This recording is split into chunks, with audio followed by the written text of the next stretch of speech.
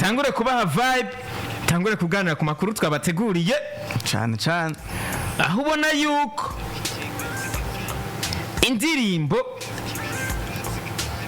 sinokwirarana ibandanya gutera uruhagarara.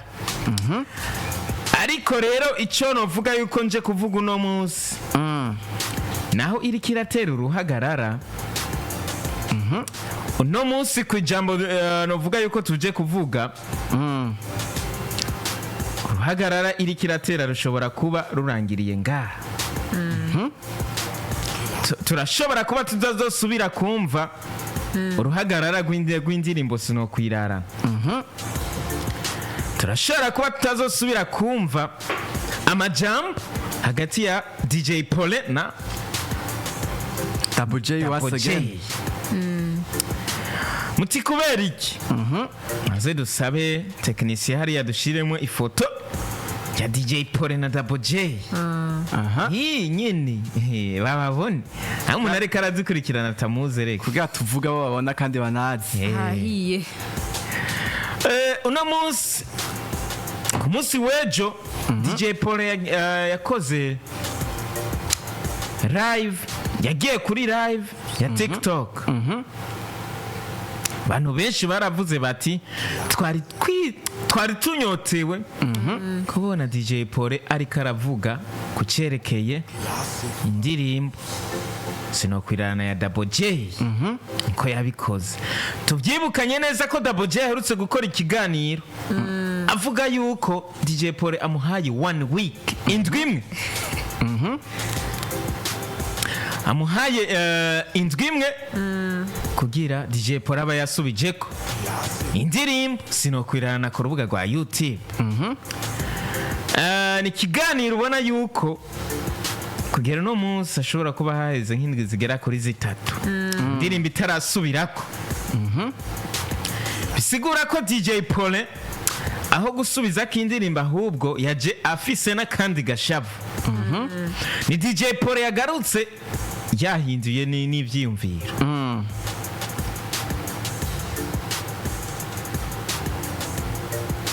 Ni DJ Paulin ubona yuko kugera kuri uno munsi biriko biboneka yuko abaririmbyi bamaze kumutera igikomere bivanye n'urutonde yadondaguye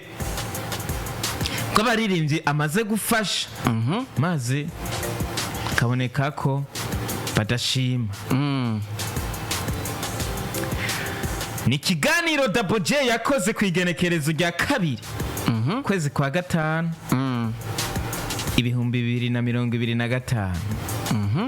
Ahamvuze itariki cyasohokeye ko sinzi ko yagikoze uwo munsi. Ariko ku rubuga rwa YouTube ico kiganiro cyagiye ko igenekerezo rya 2 kwezi kwa 5 2025. Bisigura ko ikiganiro kimaze iminsi igera ku 19. Muri cyo kiganiro Double J gutanga indwi imwe akayiha DJ Paulin amubwira ati indirimbo izobe yasubiye ku rubuga rwa YouTube. No munsi indwi 3 zigomba zikwire indirimbo itarasubirako. DJ Paulin yaje aravuga amajambo menshi. DJ Paulin yaje kuri live aravuga ati indirimbo mwibagiye yuko izopfa inasubiyeko. Munavyibagira ni naca gituma naje mvuga nti kumbure DJ Paulin ashobora kuba aje gushira kaburungu kuri iyi dossier yiwe na Double J. Kuko yabivuze neza aravuga ati muvyibagire ko indirimbo izosubira ku rubuga rwa YouTube rwa Double J. Kandi munavyibagire ko indirimbo muzosubira kuyibona ku rubuga rwari gose kiretse ku ma platforms isanzwe iriko. Tabibutse ko indirimbo iri ku ma platforms ya Double J. Iriko ariko ku rubuga rwa YouTube ntiriko. Ariko ugiye ku rubuga rwa YouTube rwa Double J urayibona muri playlist nk'indirimbo yaje nka audio kubera iri ku ma platforms hari no kuri YouTube baca bayizana muri playlist kabisa. Uno munsi DJ Paulin yavuze ati bivanye n'agasuzuguro banyereka banyeretse konsuzugura fise umwana afise imyaka igera kuri 25 w'imfura bisigura uko je muri bajya bose no babera umuvyeyi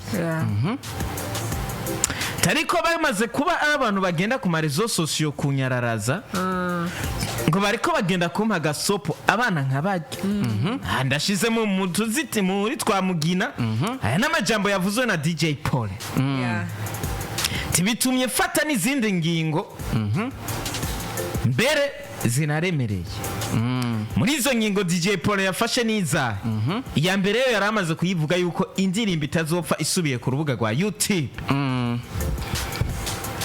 iyindi ngingo DJ Paulin yaje gufata ni yuko atamuririmbyi n'umwe azosubira gufasha aha turanabigarukako ku muririmbyi yaraherutse gusinya muri Crystal event muri Crystal navuga ni nka Crystal entertainment canke tuyite nka entertainment canke Crystal entertainment sakeshi bayivuga ngo ni shani la Crystal canke ro Crystal ni muri ro Crystal management ya ro Crystal ya muri Crystal niki vyerekana yuko DJ Paulin yafashe ingingo zikomeye ni ku muririmbyi yaraherutse gusinya muri ro Crystal nk'umuririmbyi agiye muri management ubona yuko areze imisi mike cyane asinyeyo uno munsi nawe yamaze gufatirwa ingingo yego izo ngingo n'izahe mu kanya turazijako kabisa iyindi ngingo DJ Paulin yafashe uretse iyo yo gufasha abaririmbyi iyindi ngingo DJ Paulin yafashe ni yuko atamuririmbyi n'umwe azosubira guhonyoza ikirenge muri ro Crystal atarishe ku muryango abona ko bwa mbere ahashiramwe akantu ko kubabarira akavuga ati umusani wari wese yinjiye ku muryango ntimumurihishe umusani wese kugera uno munsi uwitwa umuririmbyi wese biyumve bose kabisa iyi ngingo yagifashe twari kuvuga tuti mbega wa muririmbyi wawe nawe ari muri management nawe gute azoriye twavuze ngo umuririmbyi wari we wese ariko mwumve yuko n'umuririmbyi wese afise nuwe yari afise muri management yabanje amushira ku ruhande aramukuramwo aravuga ati ndahagaritse na contrat yiwe bisigura yuko umuririmbyi wese yaba nuwa gospel ugenda muri make kwinjira muri Crystal nta kuvuga ngo n'umuririmbyi ngo ninde umuntu wese azokwinjirayo azoriha abavyumva bisigura yuko umaze no kwinjira DJ Paulin yanabivuze ati umuririmbyi wese yahora yinjira muri ro Crystal hariho abahora banywa ku buntu bakavyandika kuri facture yiwanje ivyo byose banavyibagira ntibizosubira no kuba winjiye muri ro Crystal ntuzovuge ko tunazinanye uzogenda ufata icunywa urihe kandi kwinjirayo uzoba warishe urumva bazoriha ku muryango bongere n'icunywa nico barugo ubu nta muririmbyi nta bundi asanzwe bose none hamusanzwe naho utari muririmbyi yamaze murihisha bon nukuvuga wewe bajya basekirite ntibazaba bakeneye no kumenya ko uri umuririmbyi cyangwa utari umuririmbyi uje unababwira ko uri umuririmbyi ahubwo uzobona biteye bisigura ko umuntu wese mu kwinjira muri Crystal azoriha amafaranga uko ndibaza niko byari bisanzwe bimeze no kuvuga muri Crystal hariho iminsi wasanga bariha nk'iminsi usanga hariho amapati yakunda gukora amapati menshi usanga bararihisha ku muryango ariko muri ico gihe iyo uri umuririmbyi ni babinjiza ku buntu nta muririmbyi yariha ese ngani bagiye kumwibariza natwe abari aba journalist nyene ibi bintu natwe tubwire mutama shade ndibaza nimbavye umuntu wese sigura ko bose natwe bw'aba journalist turimo cyane gose okaye aya reka kuri urabaza neza wumve ubundi usanga yafatiye ibihano entertainment yose kuko nawe nyine ugiye kuvyumviriza yavuze ati ibintu by'imiziki ngiye kubihagarika nico nariko ndavuga nari nkiri ku ma decision yafashe tuvuye kuri iyo decision yuko umuririmbyi wese yinjiye muri ro Crystal azoriha iyi ni decision yafashe nuko nta muririmbyi n'umwe akeneye kubona mwandikira message nta muririmbyi n'umwe akeneye kubona agenda kuri biro yiwe Ariwe ngo agiye kumuraba agiye kuraba DJ Paulin ikintu cyose yabakeneye kumubwira navyo akeneye ivyo yabihagaritse yasiguye neza yabisiguye neza ati nabwiye n'abasiti kuri biro yiwanje nta muririmbyi n'umwe nkeneyeho nta n'umwe nkeneyeho DJ Paulin ndacyaza gatoya izindi ngingo yafashe bamubajije bati mbega za party za show wahora utegura za event wahora utegura za happy people za crystal event mbega zozo ugiye kuzihagarika so genda gute aca aravuga ati bijya biranyinjiriza amafaranga kandi je ndi muri business bijya mbandanya ndabikora ti ingingo fashe rero yindi kandi ubona yuko ari yaje gukora ku baririmbyi cyane novuga yuko kurusha kuri izi zindi zo kwinjira muri crystal zo yavuze ati ubu ngiye kuza ndazana abaririmbyi bo hanze gusa nta giteramo cha DJ Paulin ngaha mu Burundi tuzosubira kubonamo umuririmbyi w'umurundi havuyemo aba DJ bonyene nawe nyene yavuze n'aba DJ b'abarundi abakeneyemo yavuze ati muri ro crystal turifite aba DJ fise aba DJ batandatu nibo nzohora nkoresha nta wundi mu DJ azoba avuye hanze nta muririmbyi w'umurundi keneye kuri show yiwanje nzotegura kandi vuba cyane ndabona ndategura show uzobibona hazoza umuririmbyi wo hanze umwe canke babiri muribuka amashow yose nahora ntegura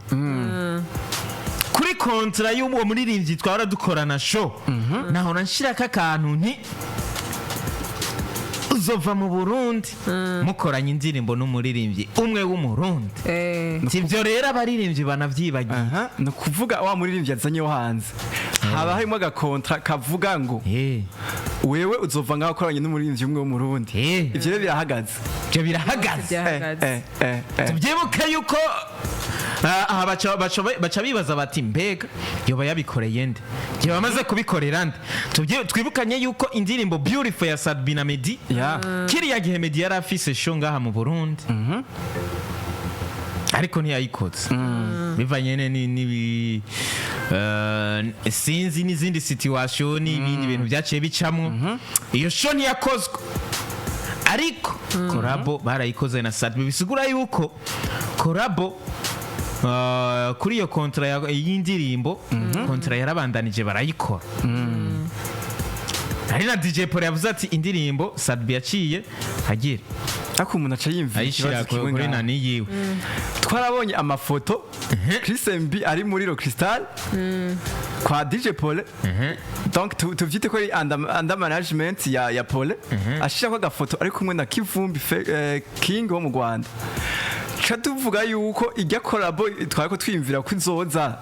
ya Kivumbi wo mu Rwanda ari kumwe na ari kumwe na n'uyu Chris MB iyo bihagaze turacaza kwanza rega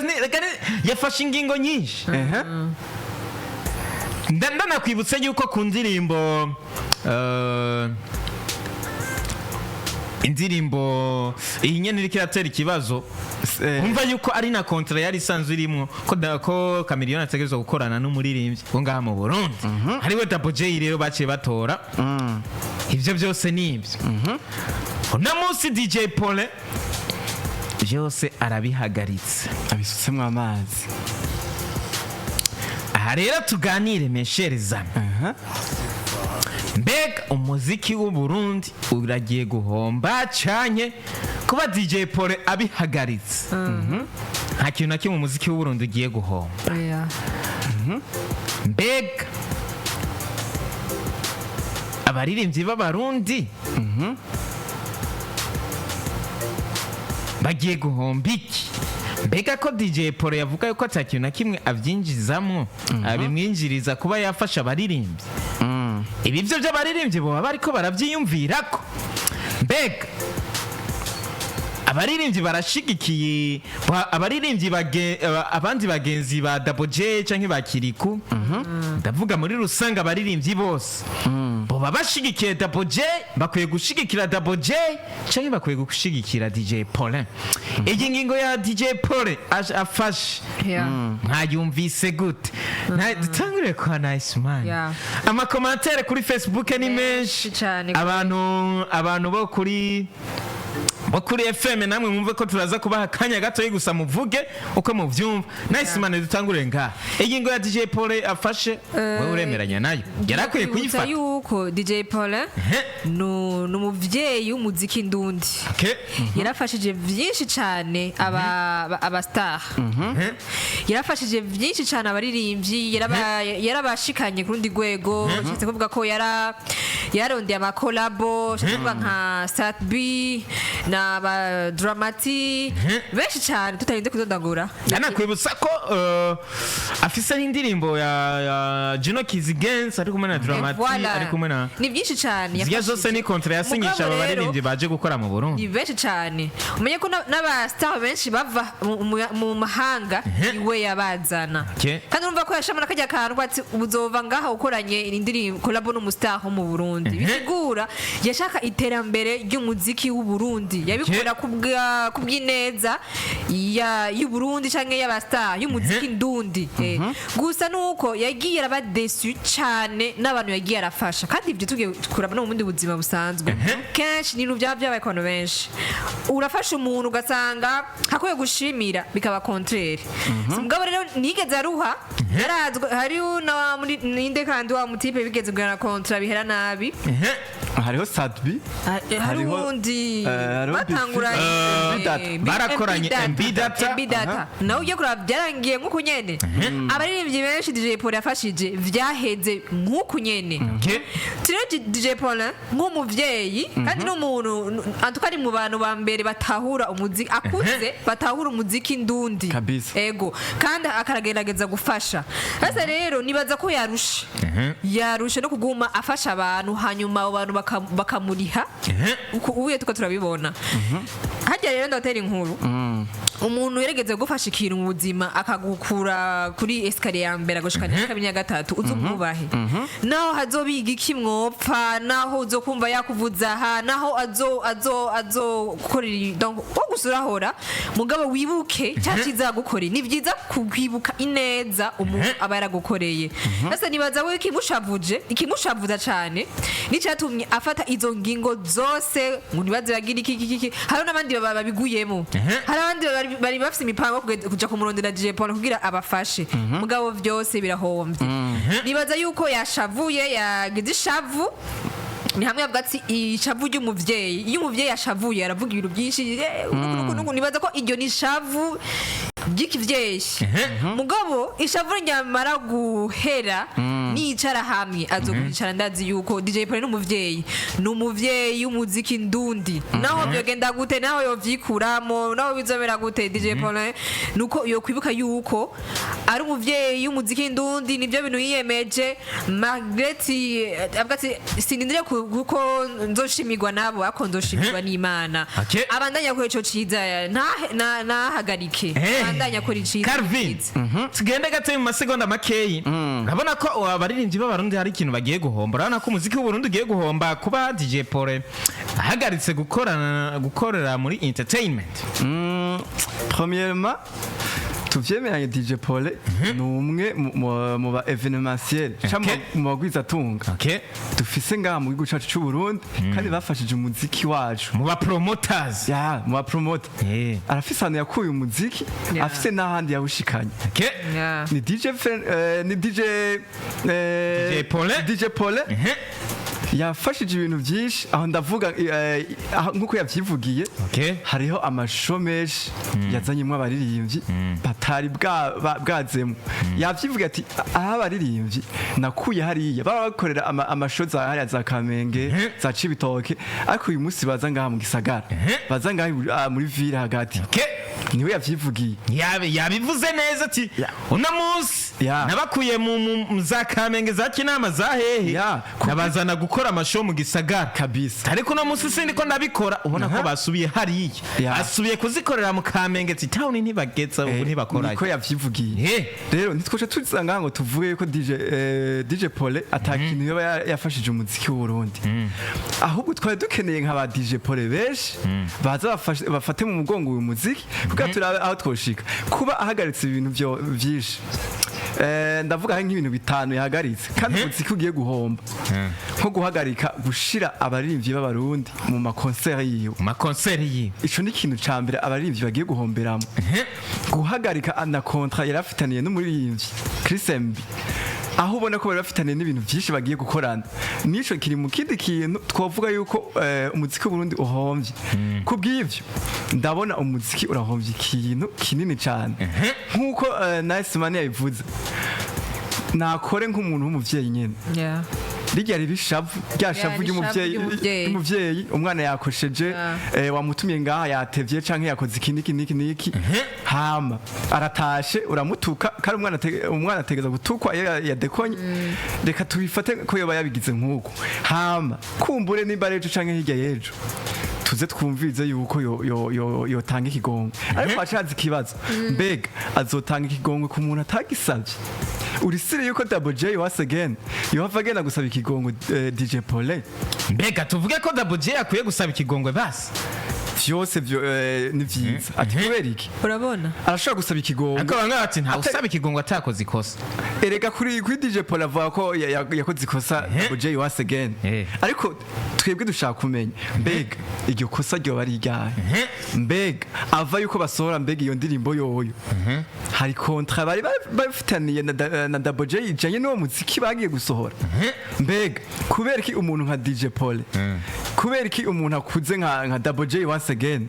mushobora gukora ikintu gishobora kubatwara plus de 5 millions canke 4 millions ko tuvyemeranye video na audio y'indirimbo nibije munsi y'imiliyoni 4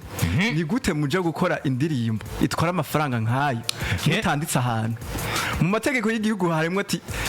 umuntu umuhanye n'amahera arenga 2000 francs canke 2000 ni mwandike mbega DJ Paulin na Double J once again bo baranditse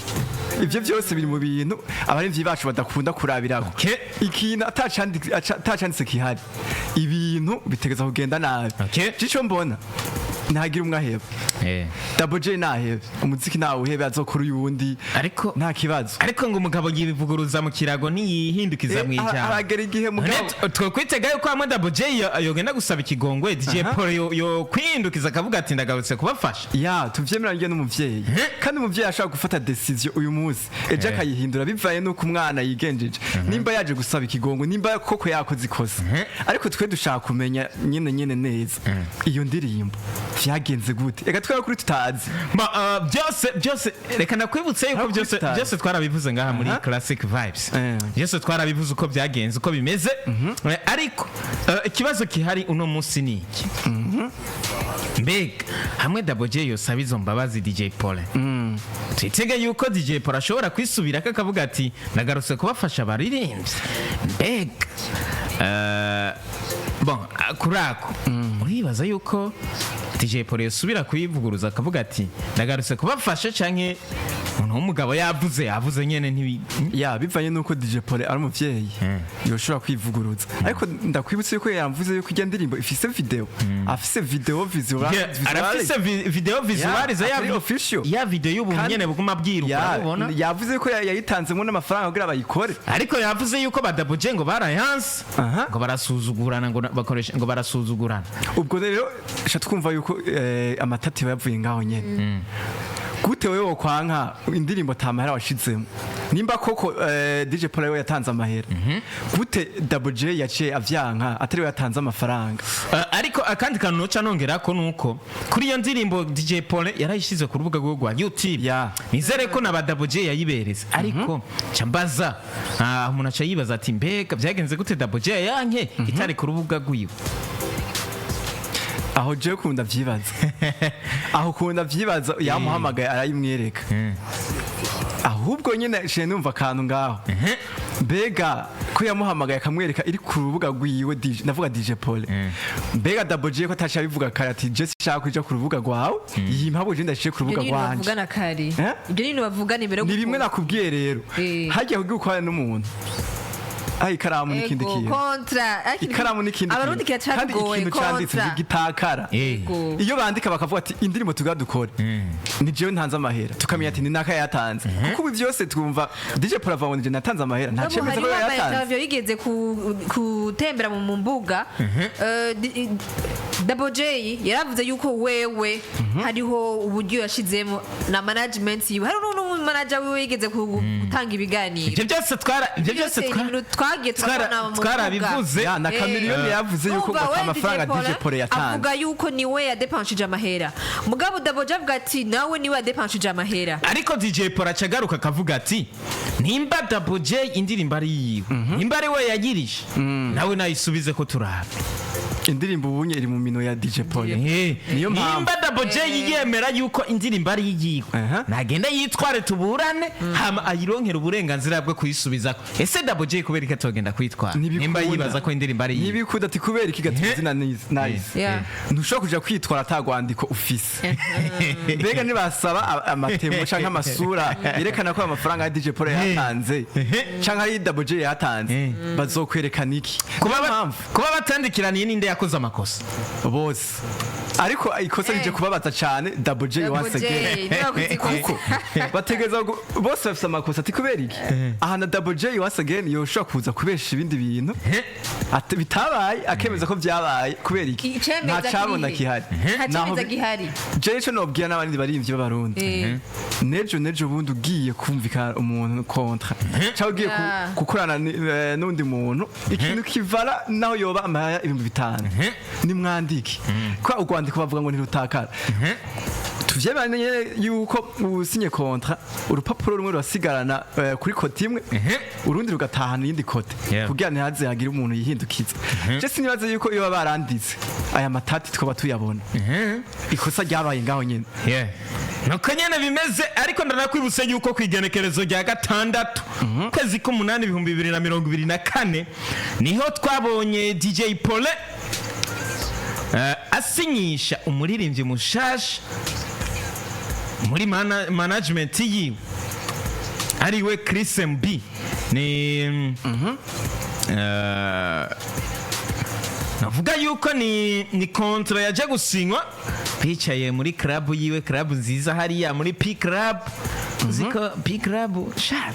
P Club hararenze musumwe shazo umuntu asohokaneyo naye saravyumva hazoza umuntu asohokane muri P Club kabisa ziko naragendayo ariko shaje sinkunda gusohoka sohokera kaye ku kadirisha handi hantu sohokera kadirisha ese byamamaye kana kabaje na kadirisha bano nkabatswebwe ntidusohoka bagenda barabatera ibidaji mwavuze nabi yes dusabe technician yari adushire kaka gapicha bona yuko kwigenekerezo rya 6 kwezi k'umunani 2024 niho yasinyisha umuririmbyi yitwa MB bona yuko kuva MB amusinyishije amaze gusohora indirimbo zigera kuri shobora kuba zigera kuri zitatu ni zitatu hamwe iyo bari kumwe na Vania Ice ngani ya Vania Ice ariko tuvyemanye na Vania Ice yuko yamufashije zya ndirimbo ari DJ Paul yazirije yaramufashije yanabivuze ni MB kuva asinye ko yasinye mu 8 bona yuko amaze gusohora indirimbo zibiri kuko indirimbo yakoranye na Rino Jason mu kwa 6 acasinya mu 8 ni indirimbo yitwa Never Let You Go yasohotse mu ruku kwa mbere 2025 gerekezo rya 31 yindi ndirimbo yasohotse ni yaherutse gusohora yitwa Mami Wata indirimbo zibiri zonyene zari zikozwe mu hariya muri kwa DJ Paul ubona ko no munsi rero MB nawe cyarangiye ntakiri muri management ya ya Crystal Pro ubona yuko mu minsi mike gusa n'umwaka utari bwakwira ko umwaka wa uraburamwo amezi agera kuri 3 Chris Mbi no munsi ntakibarizwa muri management kandi ibi byose tuvuge yuko byatewe na Double J na Double J canke hariho nk'izindi mvuzo bazatumye Chris Mbi ahagaruka muri management nkuko yavyivugiye yavuze yuko abamuteye amablessure ari benshi canke abamukomerekeje je nibaza ko yaciye afatiraho kuri bibaye kuri Double J once again mugabo hariho ibindi yari yagiye arirengagizako tuvyemeranye bagiraniye amatati na Sadbi mbere yuko bavavanura aho bari bagiranye n'amatati na Big Fizzo sinzi ko vyibuka ahagaruka no kuri MB data naho nyene bavanye bitameze neza ubu naho kwa Double J once again naho nyene bavanye nabi ni kuvuga Chris MB nawe aguye mu mporero atakinda na kimwe bari bwave tuvyemeranye yuko na Dramati ari wakimufasha nuko ariko ukubwiwe DJ Paul ntiyemera yuko yigeze aba manager umuririmbyi n'umwe muri abo bose ahubwo avuga yuko abafasha mu buryo bw'amahera nk'umutima w'urukundo mbega tuvuge yuko ibi yoca afatitse ingingo uko shaka kubera ko ata contrat ziba zihari ata management afise canke gusa kubwanje je ko ndabibona kuvuga ati ndahevye ibi bintu ku muntu biroroshe mu gihe atahantu mwasinyanye contrat yavyivuye neza yuko yafasha nkuko je noza Drizzy akubwira ati je nshaka gusura akaririmbo ramufashe hamukambwira ati ndakuriha audio cyangwa ndakuriha audio na video ndabigufashije nk'indirimbo 3 aho ndafise uburenganzira bwo kuvuga ati ndabihagaritse ubunyene tuvugana ari navyo byatangaje abantu benshi ati mbe kubera iki ashobora guhagarika kontra bafitaniye na Chris MB akayihagarika gihuti mbega muri kontra iyo mwanditse hariho point ushobora kwemeza ati je nkazoshaka umwanya wari wose nzoba mpagaritse mbe je ndabivuze uko aje ntanga amafaranga wewe uri umuririmbyi iyo point wavuyemera ati umwanya wari wose je nzosha mpagarika ibi nivyo vyerekana rero yuko nta si manager nkuko yavyivugiye ahubwo yafashe n'umutima w'urukundo kandi umuntu afasha ashaka arabiheba canke akabandanya nuko bimeze ikindi kibazo je nshaka kubaza ko DJ Paulin aza nk'ugufasha atari manager none baba bafiki n'abaririmbyi kandi umenye swa mbere swa kabiri swa gatatu none ikibazo kiri hehe mu gihe we abaje n'amafaranga yiwe we niwe boss jewe ndagufashije tora amafaranga wowe uratanga ngenda ku ruhande none ikibazo kiri hehe mu gihe we abatanze amahera hama mu nyuma indirimbo yasohotse hakaca haba ikibazo bisigura hari ikintu cyo bacishije kiri ngaho we tube tutazi uko kenshi dukunze kubona management n'usanga bafite ibintu bapfa wampaye ibi wagize ibiki mugabo wewe avuga nta numwe arabera manager none arafasha aratanga gusa amahera none wumva ko ikintu cishije twe tutazi numva ko no mu kabare barabagenda ntibarihe uko aba yabiranguye amafaranga nawe yabitoye kumbe sha mwarimu bayeho neza mwabaririmbye baramugenda kumwe muri ubundi Paulin ni boss ubundi Paulin ukuntu avuga akubwiye ati je ndashaka kugufasha sinkeneye inyungu z'uwo muziki wawe aho uzokugera uzoshika yanabivuze yuko ata bintu yahora akuramo tu yabivuze yuko ata mafaranga yahora abikuramo nico gituma anabihevye ako umuntu ngaca yiyumvira ajya ama concert yose ateguza bajya abantu tubona ko imisi yose yuzuza no si ama concert yazona bandanya ivyo yavuze ni byo gufasha abaririmbyi kubasohorera indirimbo bakinjira hariya ntibarihe ibintu nk'ivyo bindi byo kubazana mu muji byose ngo nta mafaranga no ngaho nyine hari ikindi kibazo yego je ndafashije none wowe ufashije kwe kuco ushaka kwindimbiza kuri YouTube yawe kandi wafashije n'umutima wa kabuvyeyi nagere ufashije umuntu uramufasha kubugera indirimbo ija kuri YouTube yiwe ku buryo ibintu bya ama feedback yose azoze niba agafaranga kazokwinjira kuri umwe wafashe no ofete ibi ni ibintu ni birebire tunabigarutseko kumbure tuzofata n'undi munsi numva tuzofata n'uwundi munsi dusubire tubabwire neza iyo byatanguriye idosiye ya DJ Paulin na Double J byose tubibasasangurire maze natwe duce tuyikorotira numva nashaka ko tuzoyikorotira natwe yes nuko bimeze ndashobora abona ko akanya katujanye nabizi yuko munsi dukora isaha imwe iyi nkuru yari ikazi inkuru yari ishushe yari exclusivity kabisa kakara gatwike breaking news ngire babande bo kuri YouTube ngo yari views yari views mes chers amis yari content nuko bimeze rero ubona yuko nka exclusivity zindi no babwira nuko Melanini Boy yavuze yuko indirimbo yise uno igeze ku bice 90 haje 99 kugira isohoke niyo poster yaheruka gushira ku nyene bisigura uko mu kanya gato uno munsi ishobora gusohoka 99 ni igice kimwe sha none igice kimwe ni sahimwe yes